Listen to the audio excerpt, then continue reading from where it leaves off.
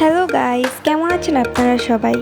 আজকে দেখাবো মচমচে সুস্বাদু 2 মিনিটে বানানো ডিমের পান্তুয়া রেসিপি। তো এখানে প্রথমে নিয়ে নিয়েছি চালের গুঁড়ো।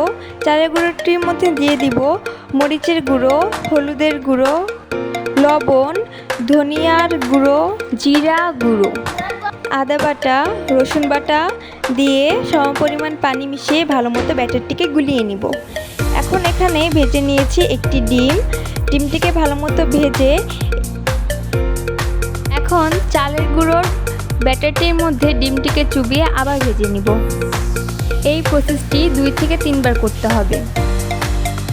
ডিমটিকে চালের গুঁড়োর মধ্যে 2 থেকে 3 বার চুবিয়ে ভেজে নিতে হবে, তাহলে এটি খেতে আরও বেশি মজাদার লাগবে।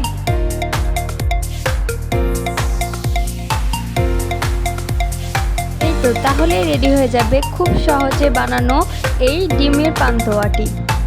অল্প সময়ে খুব সহজে এটি বানিয়ে ফেলা যায়।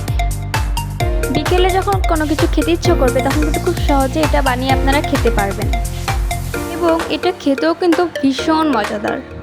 আশা করি এই রেসিপিটি আপনাদের উপকার আসবে। যদি এই ভিডিওটি আপনাদের একটু ভালো লেগে থাকে তাহলে আমার চ্যানেলটিকে সাবস্ক্রাইব করবেন। আজকের ভিডিও এই পর্যন্তই। আল্লাহ হাফেজ।